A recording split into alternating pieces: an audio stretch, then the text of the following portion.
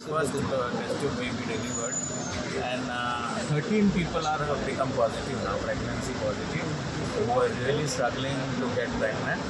And our center has done very nice, and we have registered 50 sterile couples, primary sterility, and we are happy, and we are also very confident that we will do better in days to come. We are trying to put 3 centers of excellence.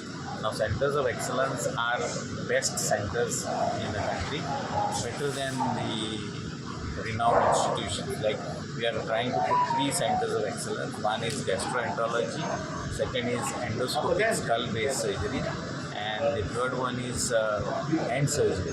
So for this, we have tied up with Action Reliance Hospital. We also tied up with one Swedish company for hand surgery unit. All kinds of hand surgery, especially for patients who are suffering from severe hand injuries, then patients who are born with hand defect, congenital hand defect. ID card caretaker proposal already approved by the government, and very soon medical superintendent will implement this program.